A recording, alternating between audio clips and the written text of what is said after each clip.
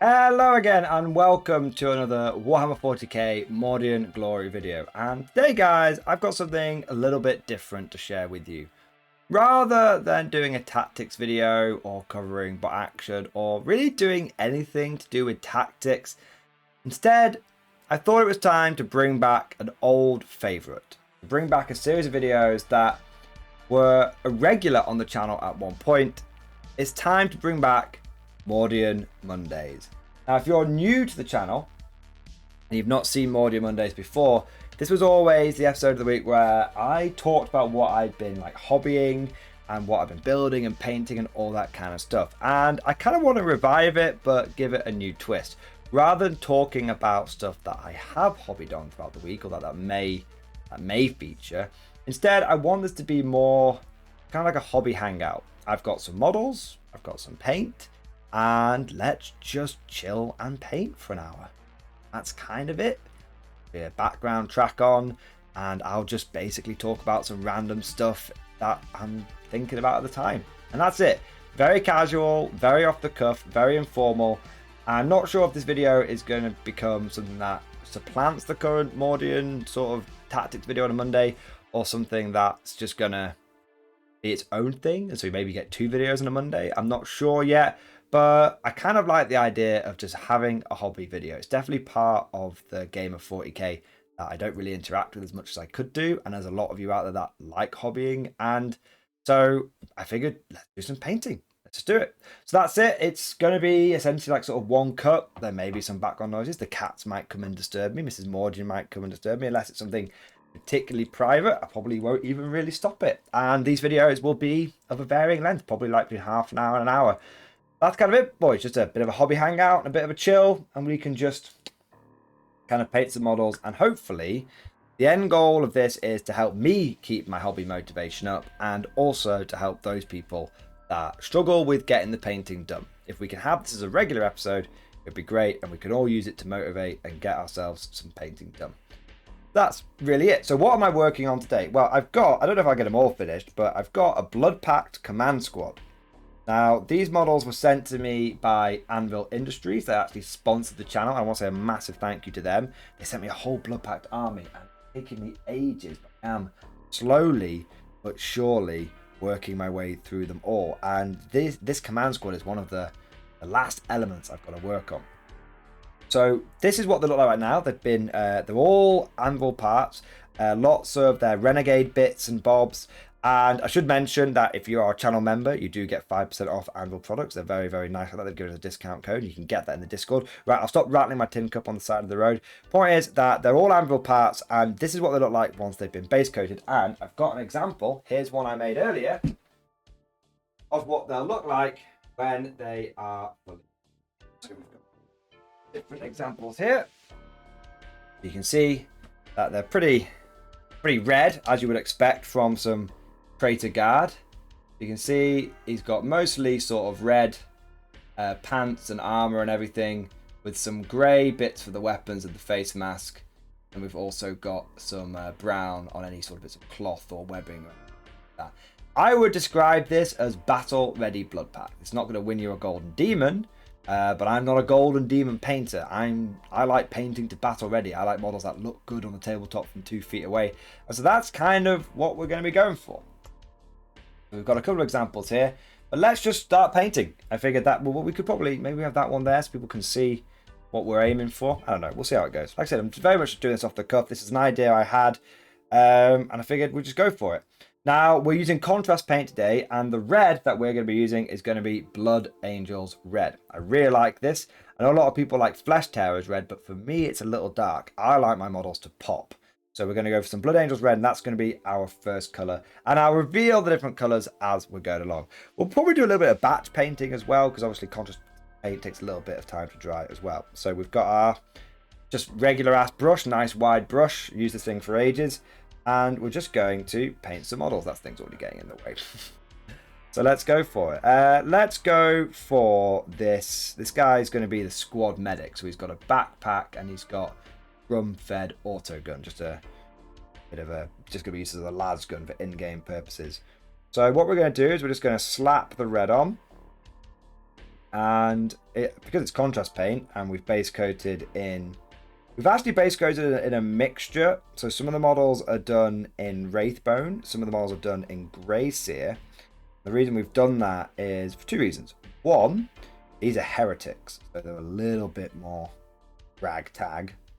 They're not really meant to be super uniform, not meant to have like the most good equipment. So if there's a little bit of variety between shades and stuff, that kind of, even just subtly, gives the impression that they're not really all that unified. Although the Blood Pact, those of you that don't know, are actually very organized by Traitor standards.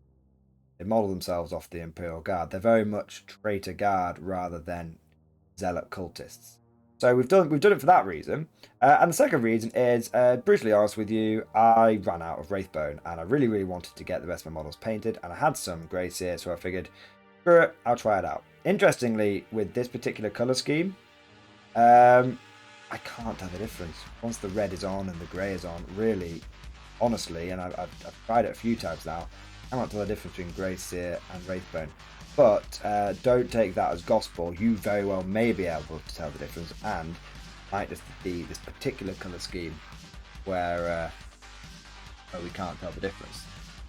I'll make sure I'm trying to keep these guys in shot. So that's the trousers done. So now we've kind of just got his jacket to do.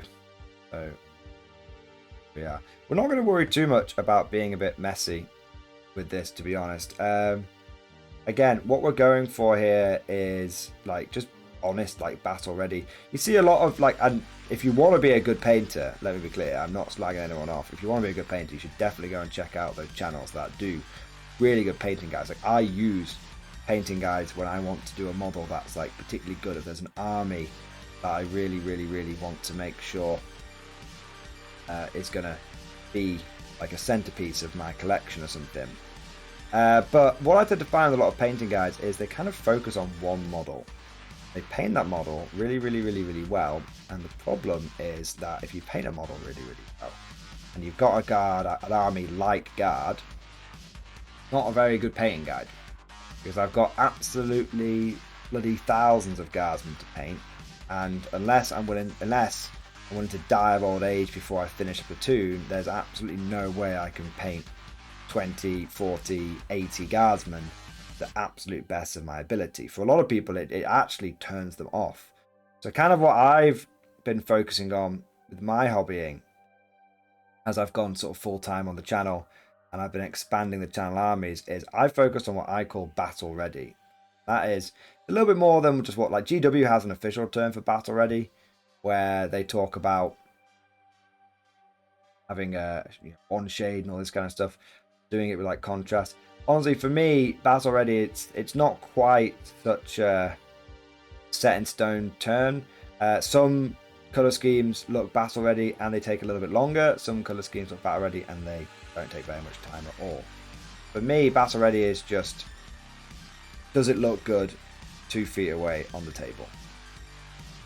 That's it. And there are some shared elements, so of course you're going to make sure that you've got the models done, or they're at least 3 colors, definitely at least. Although I've actually, outside of Tyranids, I've actually rarely found models that look good in just 3 colors.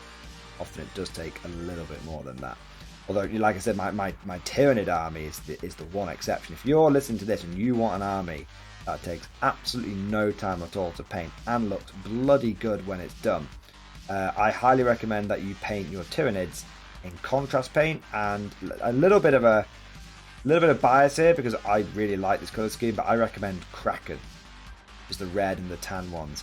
Honestly, I've painted hundreds and hundreds of Tyranids at this point, and I've had a lot of compliments on the color scheme. People going, wow, they look so good. They look just like the old Kraken Nids from back in White Dwarf. And I've literally been sat there kind of like grinning to myself because they have been 3 colors. I paint my Kraken Nids. The carapace is red. Same red I'm using now, Blood Angels red. I'm sure Blood Angels players won't like the fact that I'm using Blood Angels red for Tyranids, but go cry to Sanguinius about it. Oh no, wait, you can't. Oh! Just look at the dislike count go up, boys. All the Blood Angel players getting very upset with me. Anyway, joking aside, I'll stop antagonizing the Blood Angel players. I can't help it. My brother is a Blood Angel player, so I like giving him a lot of crap for that.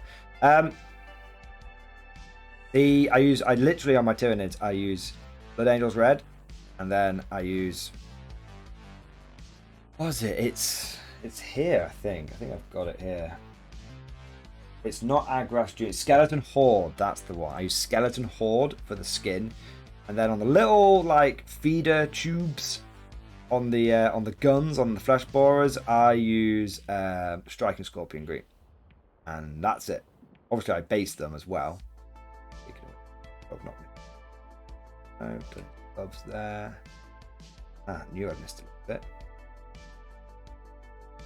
bit. Fine. Okay, so yeah, that's the red on him done. That's easy. So that's still wet. So we'll just move on to the next model whilst we're waiting. Let's go for this grenade launcher guy.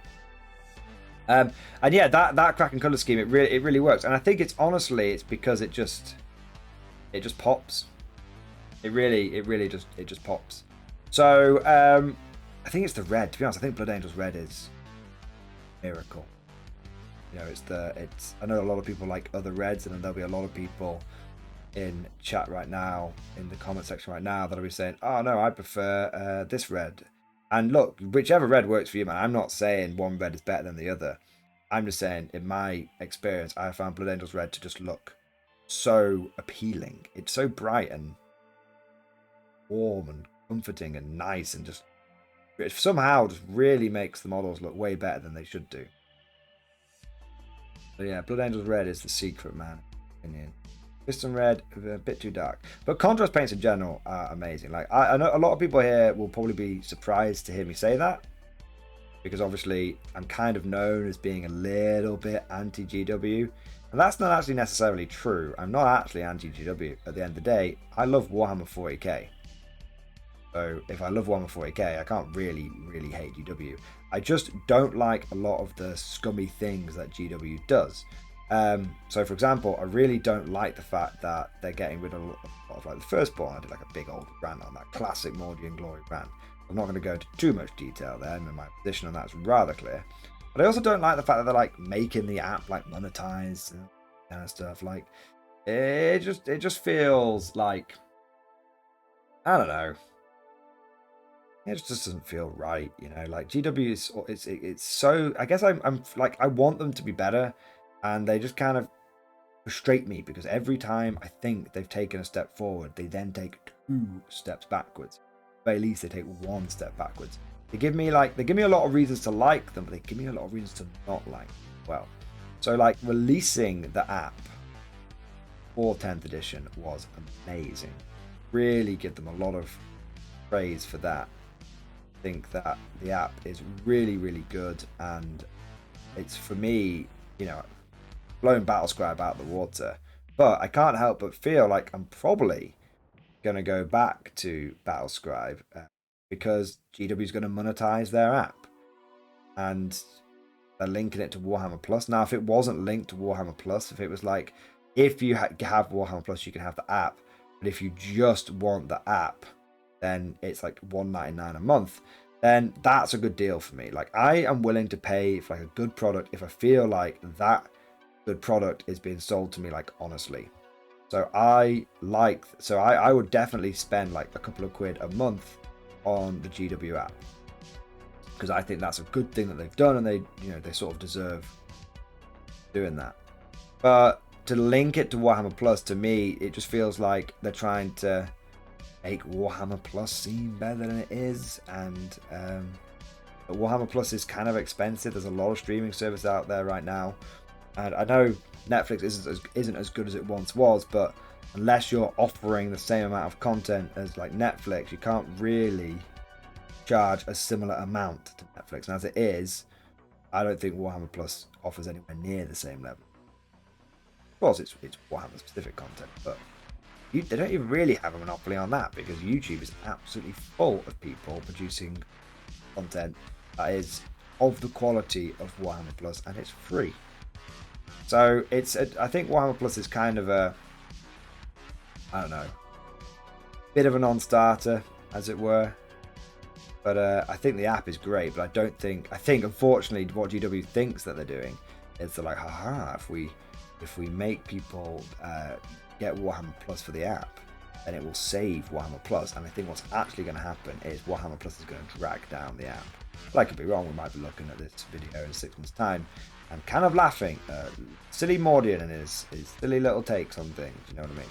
But going back to Contrast Paint, I actually think Contrast Paint is one of the best things GW has ever made. I think it's really, really good. I think it helps players get into the hobby. I think the results look brilliant. I think, sure, an army painted the old way with old techniques will win you Golden Demon, of course, but for a lot of people, they don't need that. For a lot of people, they just, they need a paint that gets their armies looking half decent. And, for a lot of people, it's more, they don't have the time. I know a lot of people that play 40k who are in their like, like sort of 30s and 40s, maybe like late 20s or maybe early 20s. One is they've got families and stuff. And so asking someone like that to be able to sit down and just paint a model to an unbelievable standard and spend all day on maybe a squad is just not realistic. They're just not going to be able to do it. And so they're going to get frustrated because they're going to not, if they were using the old system and they were only, using the time that they had, either it's going to take them absolutely forever to ever complete anything, at which point you get into the whole, well, because GW likes to update the game a lot these days. I've just finished painting a unit for it to be out of date. That creates a negative game experience. Or you get into a situation where people find, they rush the models that they've maybe spent a little while saving up for building and building and assembling and whatnot.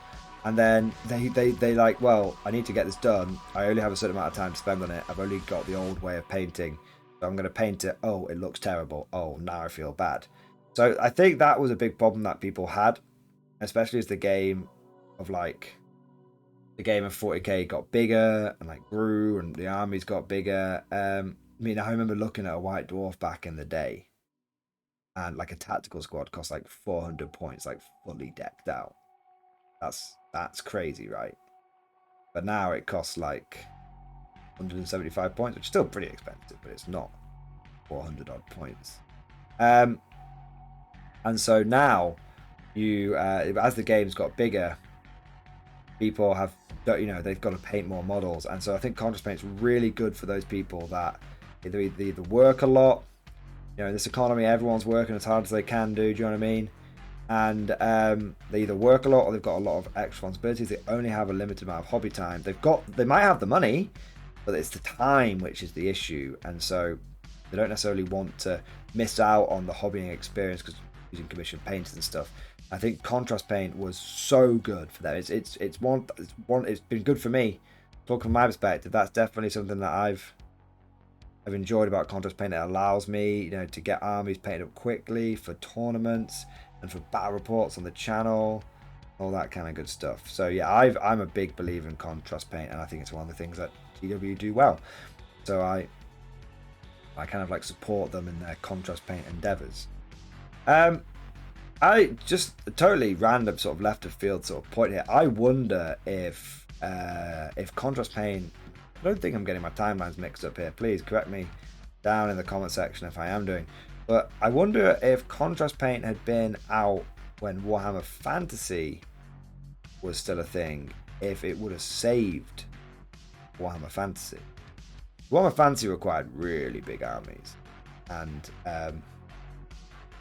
one of the big problems is building and painting an army for Warhammer Fantasy was a gargantuan task. It was just never going to happen. But I wonder if Contrast Paint had been a thing, if Warhammer Fantasy would have lived, because people would have been like, oh, well, I need all these models, but at least it only takes me an afternoon to get them all painted, right? I wonder. One of the many questions that we'll probably never know the answer to. Well, with Old World coming out, it'll be interesting to see. I really hope Old World does well. I mean, obviously it's going to get released in the year 2130 at this rate, but hopefully it's sooner rather than later. I'm very excited for it. I've got my old Praetorian army ready, but if it's good, GW does a good thing, then I'm happy to support Old World. Right now I'm not supporting 40k because I feel like 40k is being squeezed a bit, but I would support Old World if Old World became amazing. I'd love Old World to become. I'd love for Warhammer Fantasy to like take back the crown. Do you know what I mean? And become the main game again. I think 40k is brilliant, but there's something about seeing battle lines of blokes just like line up against each other. Why I collect Mordians, right? I still got to scratch that fantasy itch, even when I'm playing a space game. Got to rank up, rank warfare, march at each other. It's got to be done. It's got to be done. Definitely not like the most effective way, quote unquote, to play. Speaking from like a, I don't really like using this term with the 40k, but like realism point of view, is definitely the coolest way. And I don't care what all you Cadian people say. You know, Kriegi people get it. They like marching in ranks, you know, across no man's land. They get it. And yeah, I'm just saying. I think it's the better way of doing 40k playing.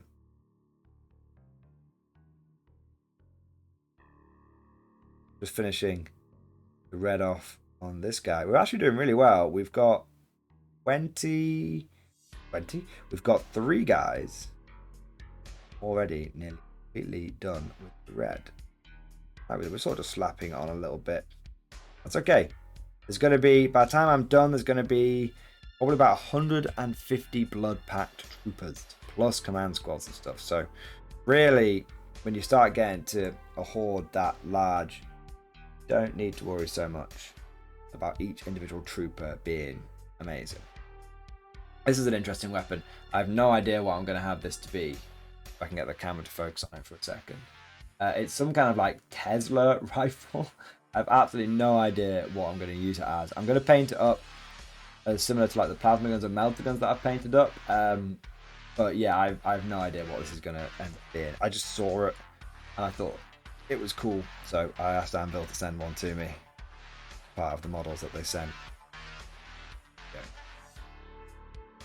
Let's keep going. That first model's starting to dry, which is good. And we've got the red's the main colour.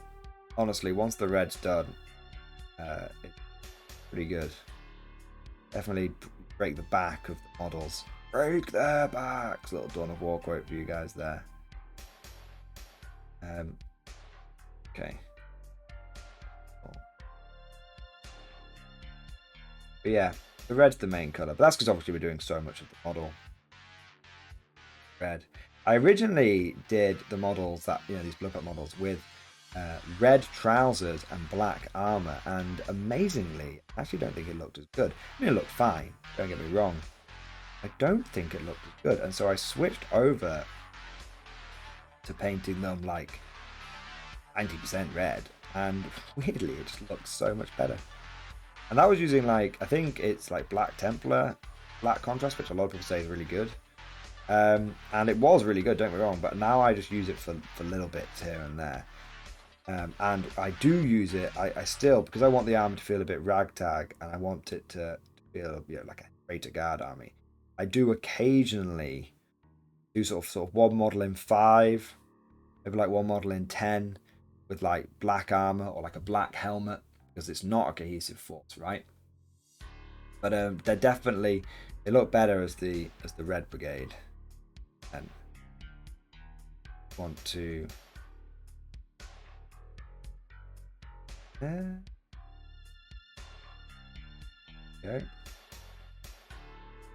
to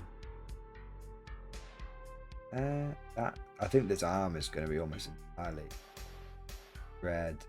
Yeah, well, no, we won't be too lazy about it. If we can add in the opportunity for a little bit of skin here and there, I think we should do.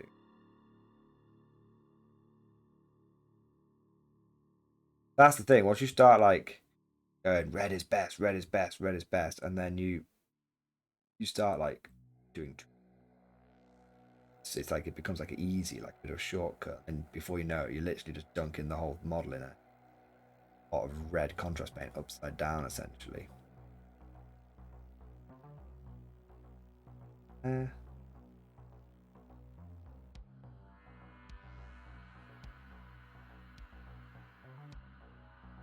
I think we'll probably get like a couple of colors done, but It could easily just be the fact that we just get what we get done. You know, it might be we just get the red done. Not certain. I don't want this video to go on for ages. Like, it's more just of a, gives me a bit of motivation. And if I'm painting anyway, it seems silly not to, you know, record it and make a video. Content for you, more motivation for me, and then we're also starting to, you know, touch base with those hobbyists, because, you know, there's a lot of people that like hobbying. That's, to be honest, as I don't know if it's like an age thing. When I was younger, I was like, but just want models. You know, I'd buy like eBay models, like just a lot of them straight into my hand. And that's just because all I cared about was going to tournaments. I've been going to tournaments for a long time. Like, I know I've been a bit softer on the whole tournament thing at the start of 10th edition. But that's just because meta's been so out of whack with Eldar. It's been like, what is the point of going against? Just not really do that. When, you know, in the past I would have really had a choice because I had to make certain content, but now I still really like going to tournaments, still really want to go to tournaments, but now I can, thanks to the amazing support that I get on the channel, I can kind of be like, I can talk to you guys, and the live streams are great for communicating, and I can talk to people. I'm like, look, like the competitive scene right now, it's in a really, really bad place. Right now, I personally believe that the superior way of playing 40k, and for me, from a government point of view, is the more casual side. And I intend to get back into tournaments, but not something I'm doing right this second. Do it when I get the opportunity to go to one, but I'm not gonna like go out of my way and upset Mrs. Mordian and mess up weekend plans to go to something that is pretty much a foregone conclusion. So that's kind of what my approach is with tournaments right now, and I think that there's a lot of, it gives us lots of opportunity to like do other kinds of content and like make some videos and stuff. Like I said, I'm not really overly like thinking about what I'm saying right now. Like, I'm just chatting shit into the microphone basically. Like, so it might seem really contradictory that I'm like, I really like tournaments, and then I'm saying, but I don't want to go to tournaments. Like, no. If I was to like take a moment and like collate my gather, think that tournaments are great, and I don't think that there's any truth to people saying, tournaments are rubbish, tournaments are toxic, or anything like that. Like, no. Tournaments are great, and I still strongly believe that it is the natural path for many a wargamer to inevitably end up at a tournament of like whatever game system they're into. Okay, and that's something you should strive for. It shouldn't be something you necessarily rush towards. Everyone gets there in their own pace, but it's definitely, I feel, inevitably what happens if you want to play a game like long term, long haul. I also think that, frankly, tournaments make people better players. I think that if you're playing in your own little local meta week in, week out, you might be a big fish in a little pond. But if you go to a tournament, and this happens to everyone that goes to a tournament for the first time as well, maybe not so much now, because there are some people that literally start off their 40k journey and they're like, I am getting in for competitive play. That's fine, like, you know, that's what you want to do. But for the average person that's getting in, who's like starting off with buy a few models and I'll see where it goes kind of things, for those people, I feel like what tends to happen is you go to your first tournament and you get absolutely destroyed, and that's fine. That's almost how it should be. You do get wrecked, you do get destroyed, because you think, oh well, I'm the best in my like local meta, and then you just have, it's eye-opening, man. I used to think I was a big deal because I was the big cheese down my local GW, right? And some guy out of town, he was an orc player, I'll never forget, he was an orc player, and he was a really nice orc player, like he still did like the wow and everything, he did it in the game store and everything, it was awesome. The guy totally had the right attitude, but he came and he stomped me. And bear in mind, I was, like I said, the big dick at the local GW. I was the one that was winning all the games. And this random fucking guy just came in, absolutely schooled me. Like, it wasn't even close. Like, I don't know. I think I had some epic moments here and there, but I got absolutely wrecked. And I just said to him, like, how are you, like, how is your list, like, so good? I've never seen an orc list, like, do this. And he went, oh, well, I've been to a few tournaments. And I was like, it was like, yeah, I was like, whoa, you're like a proper tournament player? He's like, no, I've literally been to, like, 3 tournaments, and it just helped me realize that I was he just literally said it helped me realize, like, where my list was going wrong, because I counted other orc players there, and I saw their list and I saw my list, and I was like, oh, that's the difference.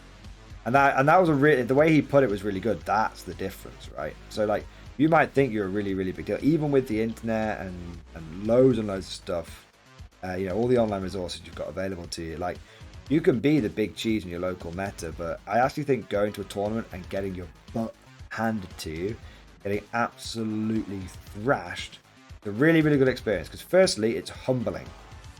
Being humble is very important. No one likes to play against the arrogant knob that boasts about beating them every single week. Do you know what I mean? No one wants that. So it's humbling because it makes you realize that you have a long way to go. It's also important because it opens your eyes, makes you realize, like, all the different cool possibilities, the level to which you can take 40k. 40k is a game of, a lot of people say it's a relatively simple game. I don't think that's true. I don't think its rules are overly complicated. But I think the fact that you've got so many factions, each one of those factions is unique.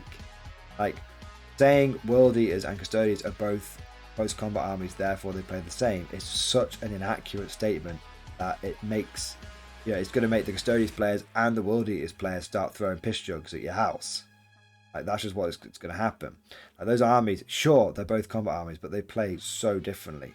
It's like saying, oh, Guard and Tau, they both shoot, they're the same, they do the same thing. Like, it's like, no, they play so wildly differently that if they just play, they both shoot and they're both primarily focused on shooting. But if you try to play a Tau army like a Guard army, you're just not going to have the numbers or pure bloody mindedness to get it done. Likewise, if you gave a Guard player a Tau army, he's gonna fumble it more than likely, because I know I struggle with, I love playing with my retro old school Tau army, but I think especially in 10th, I don't think I've won a game with it. And it's because they just play so differently to my Guard. Like, with my Guard, I can take risks, I can throw a squad of like 20 guys forward. They die. I'll just reinforcing them. Often when I'm playing my Tau, I'm like, oh, I'll just throw this forward, and then I'm like, oh wait, no, I can't do that, I'm going to die, and it's too late. It's far too late. Like, they're already dead. No, stop, he's already dead.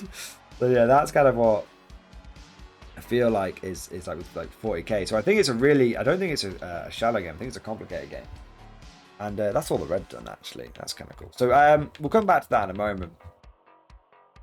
That's all of the red done. So as you can see, some of I'll move the example model. Nah, he's just getting in the way. Move the example model out of the way. So as you can see, this guy's still drying. He's very wet and glistening, but some of the other models are pretty dry now, especially like this grenade launcher guy is pretty good. Most of these models are actually pretty dry, so we can actually start doing the next couple of colors. So these are a little wet. You're also a little wet, but... So, the next colour, that's all the red done for now. So you can see that's like 5 models. Most of it done already. That's the red done for now. Next colour will go for... Might have to do this in little stages because this won't take too long. But the next colour we're going to do is going to be Contrast Black Templar. So for the most of the models here, that's just going to do the boots. But for the sergeant, we're gonna give him like black armor, but he's probably still going to be wet by the time we get to it. So we'll just do each color as we can, and we don't want the colors like mixing into each other. So we'll just take it. Like I said, we'll just get as much as done as we can.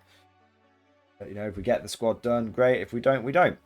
So we're giving it a good shake, and now we're literally on this particular model. All we're doing is the boots. That's it. Just yeah. Nice, generous amount. Doesn't matter if it spills over a little bit. We'll try our best not to, but really, again, we're painting a horde army here. You know, this isn't that took me a long time to learn. Painting horde armies, literally, you cannot see the mistakes. In a squad of 20 guardsmen, you cannot see the mistakes. Someone picks the model up and looks at it closely, yeah, of course. And if you take your paintbrush and just go across the whole model, sure, people will be able to see that. But if a bit of the black paint has gone onto the trousers, you know, above the boot, then that's fine. No one's going to see that until they like pick it up and put a microscope, look at it. Basis. You're painting a horde army, quantity very much has a quality of its own, and what will show through a lot more is the consistency of the color scheme. Every model follows the same pattern. Haven't got like, you know, some guards with like blue shoulder pads, some guards with like red shoulder pads. Like that's people are gonna draw onto that very quickly. What you've got is like everyone is really consistent, and if you get it, the beauty, I would say, really consistent color scheme is you can paint, especially with the guard, you can paint almost any guard model and it fits inside a squad and it be there. So for example, in my Mordian 50th Rifles, I took a lot of time.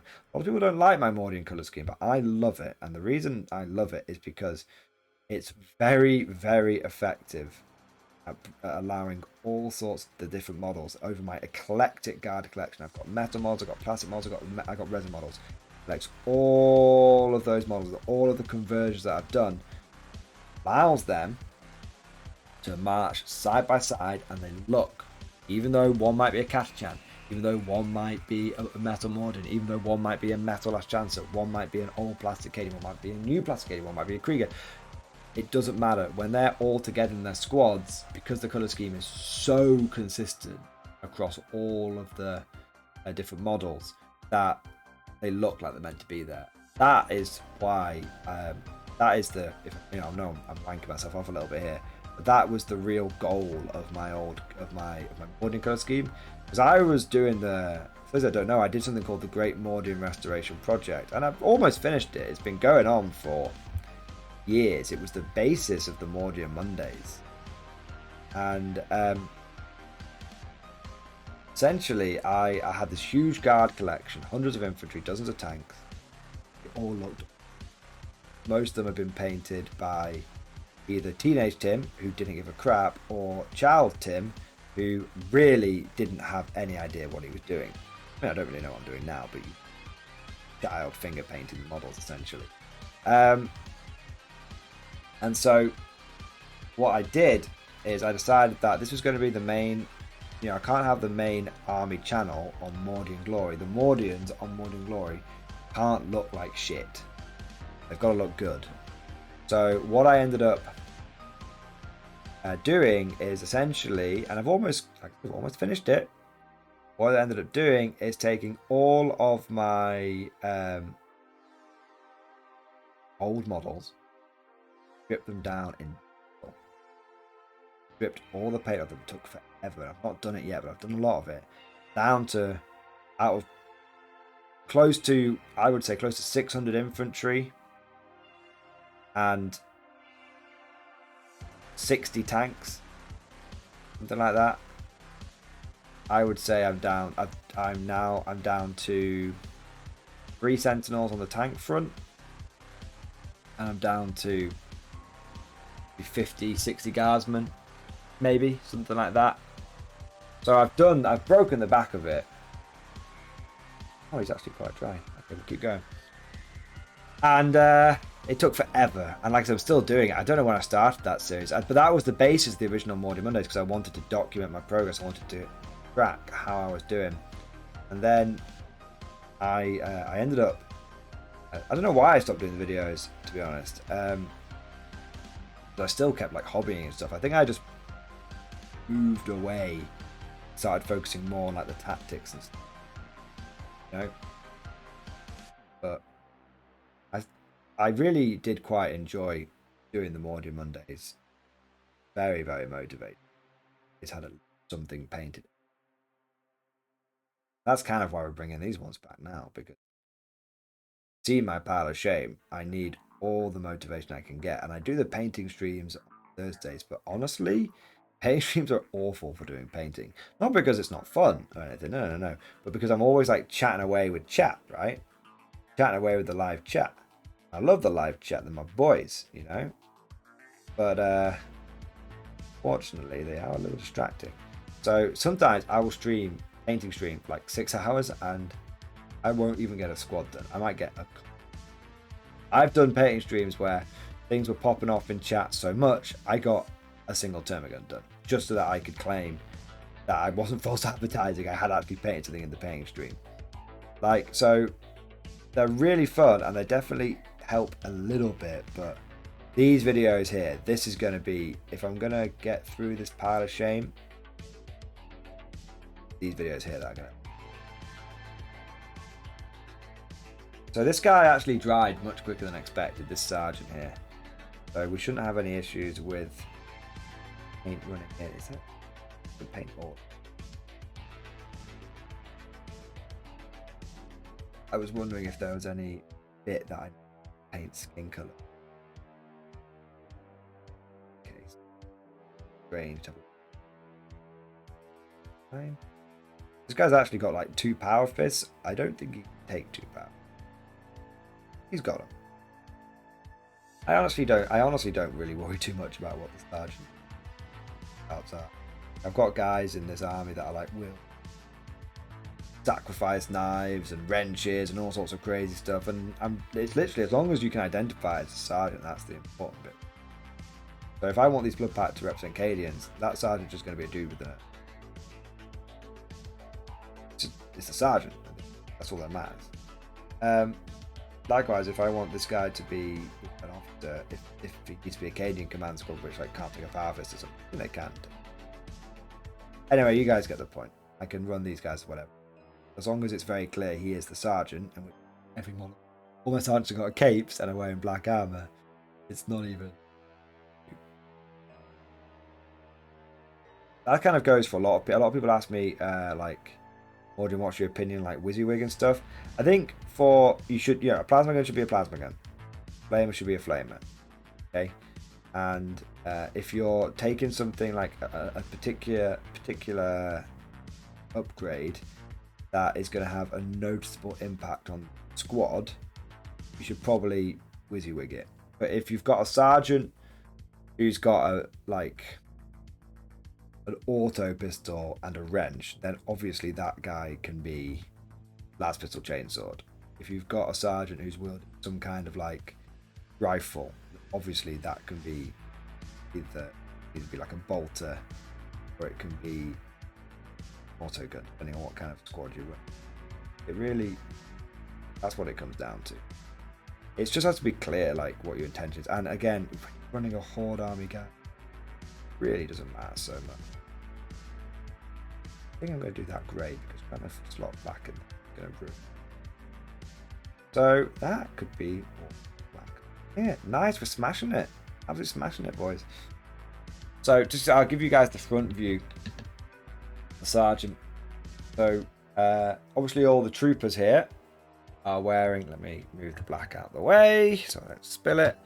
All the troopers here are wearing red armor. See if I can get the camera to focus on it a little bit. So obviously the troopers are all wearing like red armor and they've got like black boots. Sergeant here, a little cap, still quite wet. Obviously he's got like a red cape because we want to keep him looking pretty similar. But if we had all of that as red, it would not look great. So that would just be a giant block of red. These, the cape and all the clothes. So what we've done is we've done his armor in black. And then we've got his cape in red. So there's still essentially the same amount of red on both models, but this one's got a bit more black on it. This not only with the cape, but also will help him stand out so we can, in a pinch, go, oh, yeah, we want to move the sergeant or in this case, the makes him stand out as well. We're running him as like a platoon commander in a blob squad. We want him to stand out from that as well. So we're looking real strong. So the next color that we're going to do is Basilium grey. This is the next big colour. So we've done red, we've done black, and now we're going to do grey. That's Basilium Grey. This is like a Gen 1 Basilium. How do you say it? Yeah, Basilium. Basilicanum Grey. But this is like a first gen contrast paint, this one. And what we're going to do this is we're going to do the masks and the guns. So we want this to be a little bit lighter because we don't want this to end up looking like a black. We want it to look like a grey. The reason we're doing the masks in this colour is in the Gaunt's Ghost novels, the grotesques, grotesques are described as being like iron masks, like steel masks. We don't want them like a jet black. That would look like boots and stuff. We want it to look similar, so it's fitting in with the black. It's not like massively, ironically contrasting, but we also want it to be distinct. So in a group, the grey and the black will look noticeably. Go. Also, when they dry, they look really different. Like the black tempered black is like navy blue. It's so black as night. Basilium Grey, it goes on and it looks like, pardon me, it looks really dark. It looks really, really grey and black almost. As it dries, it goes a lot like looking for.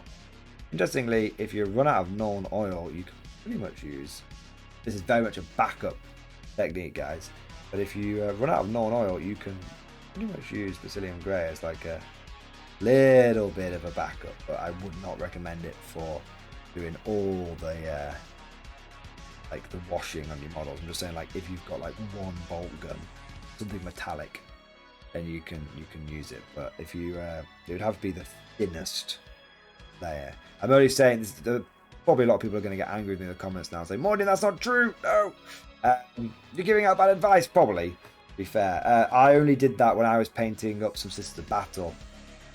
I used Basilium Grey instead of Norn oil over there. I painted I painted the bolters. I want to call it like Mithril Silver. I don't think that's been a silver in GW for ages. It's not Iron Breaker. It's not Bolt Gun.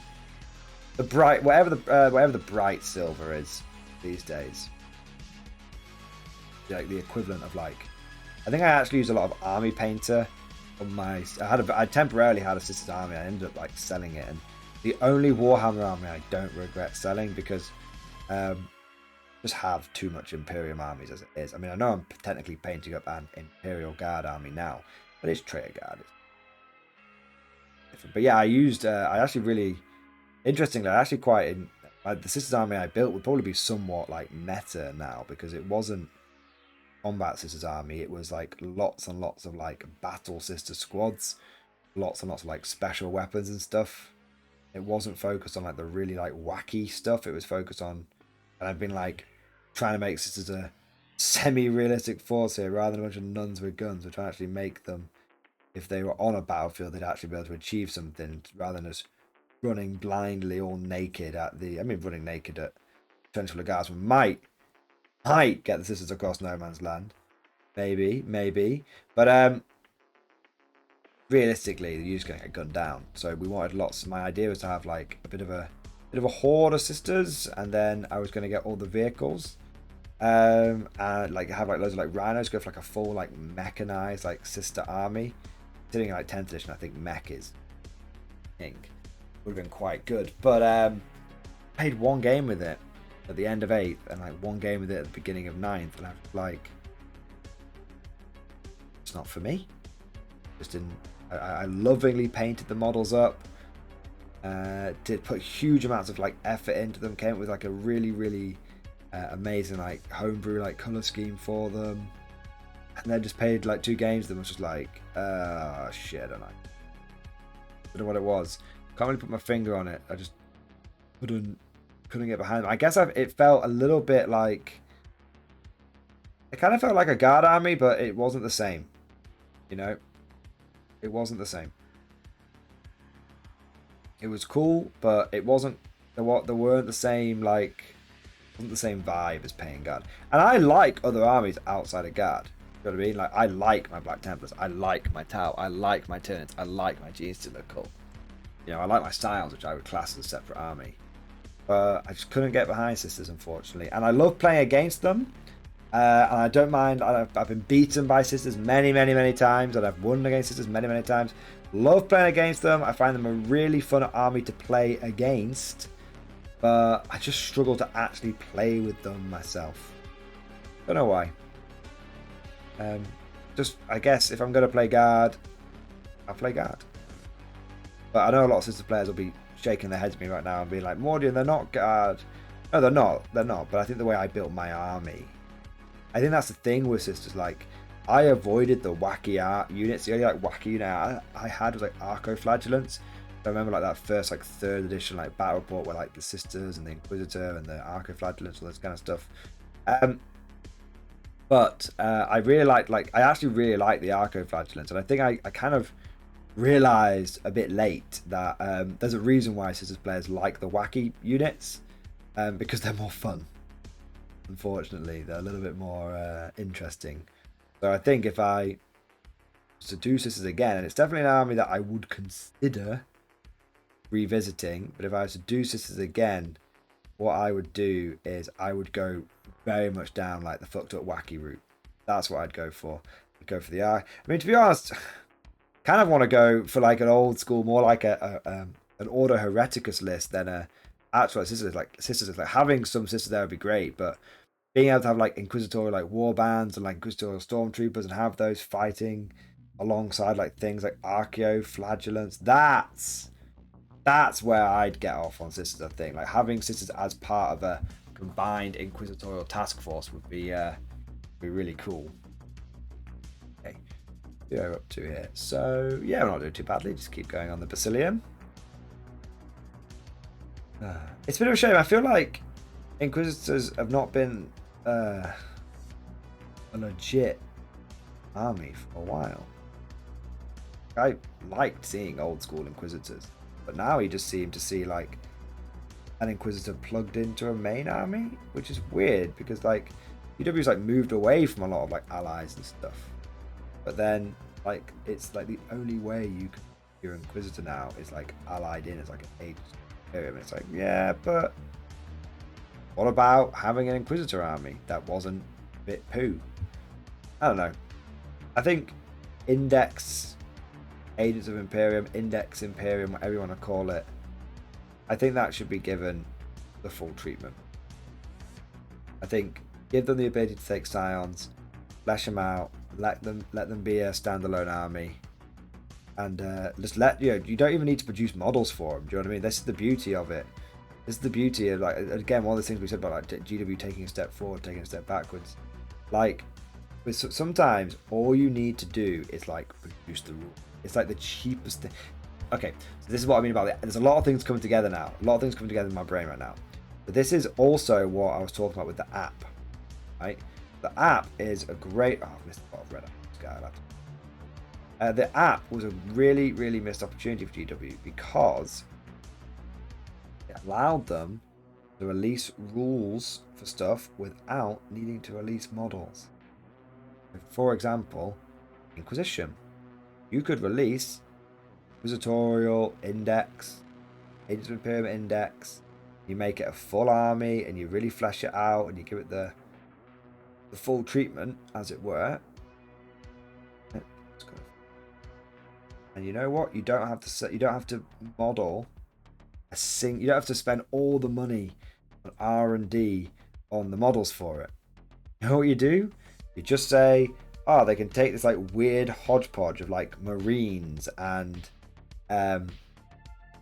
Guard and Scions and Death Watch and Grey Knights. You know what I mean? Like you have them so they can pick from almost any part of the Imperium. You know, make it balanced so they can't just different detachments, right? So you can have like anyway. Point is, you make them so they can take different bits from the Imperium, and they have this real smorgasbord. And suddenly, you've got players who in the past never have picked up like a Grey Knight box, picked up a Death Watch box, but they already own like Imperial Guard army. They already own Space Marine army. So it's really easy for them to like get the free rules from the app, buy like, oh, you know what, on a whim, I'm just gonna buy like a box of Grey Knights and a box of Death Watch and like this random like RBEs thing. They never ever ever would have bought that. They never would have even entertained the idea, because then they already have most of the army. They can just do it. And suddenly that's 3 boxes. That's money that someone may have not even bought with spent with GW. And the thing is, what's really cool about this whole like idea is people, if there's like an easy entry for them, they'll buy it directly from GW, right? If they have to buy the full army from GW, then it's a big price point, right? Big investment. A lot of money. Probably go to a third-party retailer and even go to a 3D printer. But no one's going to go through the massive hassle of like getting a 3D printed setup or something like that. Bother about buying it from a third-party retailer like secondhand from like eBay. No one's going to mess around with that. They can literally walk into GW and just be like, yeah, to make my Inquisitor army, I literally need 2 boxes. Super easy, super low price point, really fun, and you just update the army. You just keep, all it is a rules-based army. It doesn't get any of its own official models. No matter how much GW wants to, they don't give in. They don't start being like, you must use our Inquisitorial warband to represent your Inquisitorial thing, and you could, the options you get are only in this box. You know, you list that, and you just say no. You can use whatever models you want. This is a rules-based army. Recommend these kits. These are the way. This is like the loadouts these squads can take. But really, we just want you to come and buy like 1 or 2 bits and buy it from us. It'll be like direct injection of money. That's how they should do it. But they won't do, because for some reason, I think it's like people keep saying copyright to me, but that doesn't really 100% make sense. People keep saying GW is doing this whole like what's in the box is what you can build thing because of copyright, but I don't know if that's, maybe it is. I made a couple of mistakes here, so I need to we're almost done though. Almost done. These are the colors that we've done so far. So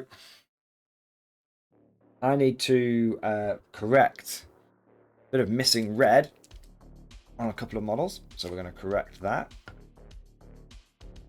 Missed a bit of red. This guy's cape. Add that in. Yeah, that bit's done. Excellent. He's pretty much done now, apart from like basing. Bit of grey missing as well. Might just be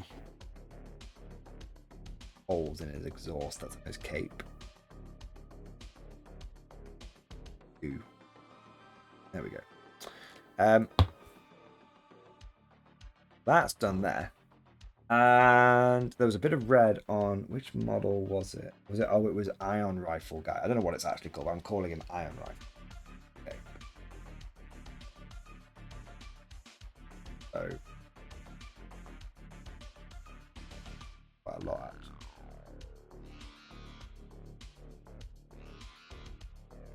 Oh, there you go. No, it's actually relatively simple to fix. Excellent.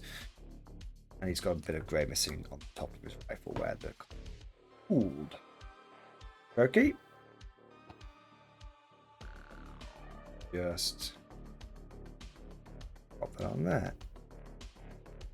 Okay. That's all there. So now we've just got a smidge left. So the final main colour here is going to be Guilliman Flesh. Guilliman. Give them that bit of a shake. There's very little skin to do on these guys because they're mostly covered up. They're covered in their red armor and stuff. So, got it on the arms on this guy. This is all red bone dry now, so it makes it very easy. Slop that in. Sloppy slops. And we're going to put some on his arm and here. Yeah, and the great bit is, if you spill Guilliman Flesh on red, you can't tell. Because for some reason, the red just goes, nah, fuck off, and just basically just turns it back to red, doesn't accept the brown over it, which is kind of cool. Got his little eyes to do as well. There we go. That's that bozo done there. Got the grenade launcher dude. He's just got his arms as well. His face mask is fully enclosed, so no eyes on him. These eyes are crying. Anyway, I won't sing anymore. That definitely will get me in trouble. People will be like, "Oh, my cat's been wailing ever since you started singing, Morty." It's like, yeah, I know. My singing is so bad that if I do sing, one of my cats will run out of the room with an incredibly bushy tail. I've taken the hint from that and from the endless ridiculing Mordian. I am not a very good singer. So we've got that. Gonna add a little bit skin here. Very once, like I said, once you've done the red, you really have essentially broken the backs of these models. The red and the black, and it's mostly the black on the sergeants because obviously you do quite a bit of black. The armor. Yeah, that's fine there. Got this guy.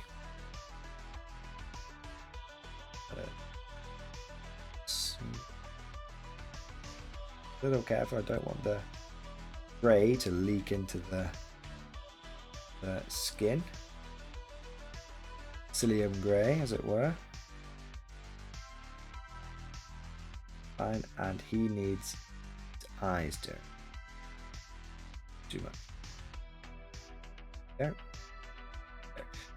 So that's that. So I just have the sergeant, and I think he's just got one eye. The eye's like a robotic lens. There you go.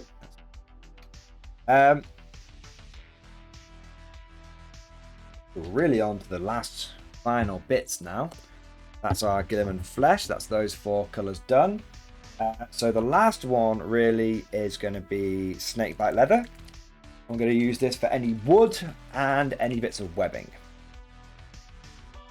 Give it a good shake. We'll start off with this guy. Yeah, that's fine. Be a little careful because the flesh is just dry at the edges.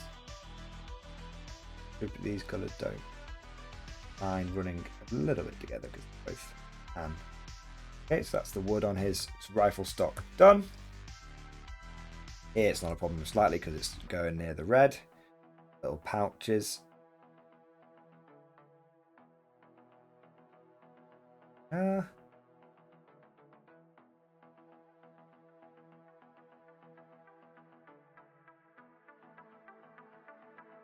done there. Yep, so he's done. I don't think this guy's got any brown on him at all. No, his backpack's going to be a different colour. This guy's got any brown on him at all.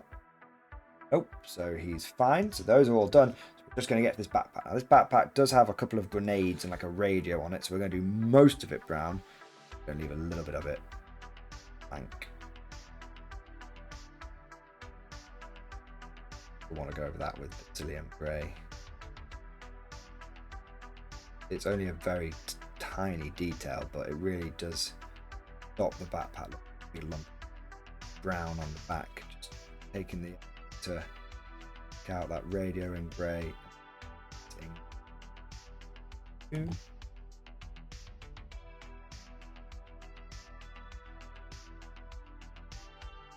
I'd say snakebite leather is really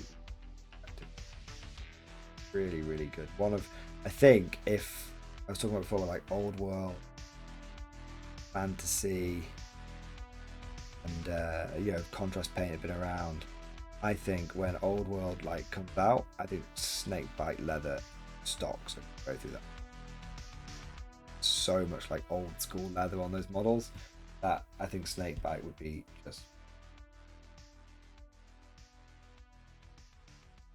okay. So as you can see, we've left a few white patches on the back. That's where the radio and stuff's going to go. We'll let that dry for a little bit. I've actually got a little bit of grey that needs to go A little bit of regret needs to go on the Voxcaster on this guy's back, just a smidgems. As it's pulled away, it's pulled away from there and there. Excellent, that's done now. Tend to find that as as the models are drying, bits do pull away a little bit. Notice one here as well. The backpack already.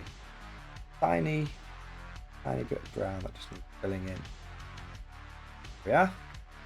So the last colour we need to do, apart from the grey on the backpack, which we might not get done today because it's going to take a while for that big block of brown to resolve, is the special weapon.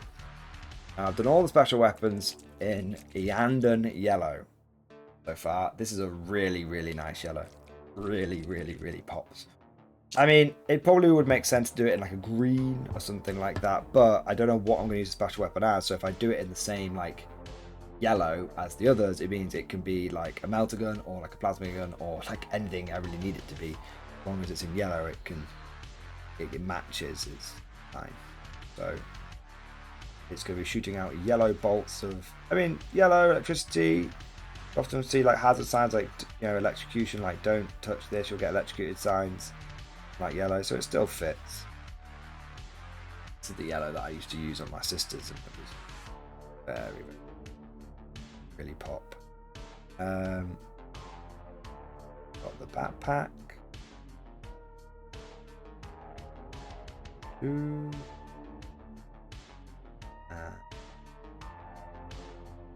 Won't get a chance to base these guys today, but I'm not actually too worried about that because I've got about 30 other guys that I've done the painting on but not done the basing. And what I'll do is probably off, or definitely off camera, because I wouldn't be able to do it on camera because I get copyright struck into oblivion. But I will probably put like an episode like Stargate on, or like an audiobook, just listen to that whilst doing a mega basing sesh. But yeah, that's that. And amazingly, the brown on that backpack is mostly dried, so we're going to be a bit cheeky about the whole thing. I'm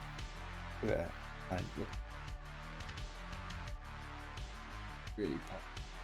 No, it's a little fuzzy on the camera. I'll make sure. I've been trying to get it to focus, but it really, really pops. Really, really good yellow. Iyanden yellow. That's what I recommend. But we're going to be a bit cheeky. We're going to risk it for a chocolate biscuit. We are going to paint the last bits of grey on this backpack here, the medic backpack, because obviously you need medic grenades. We're going to paint those in grey, and then that will be done. Squad will be done, and they'll just need basing. So, well, just about getting away with it. It is definitely a little risky, but fine. If I wasn't OCD riddled and would like able to let it go, but I can't. I've got to finish a model in a session. There we go. Grey on the backpack, and the paint didn't spill into each other very much at all. So. All right. Well, gentlemen, that was, I have to say, very successful from my point of view. I thought if this was a painting stream, anyone who's watched painting streams will be able to attest. I thought I would get like a model done, but as it is, here is our command squad. Obviously, it needs basing. Here is our command squad. See if we can get the camera to focus on them a little bit. There you go.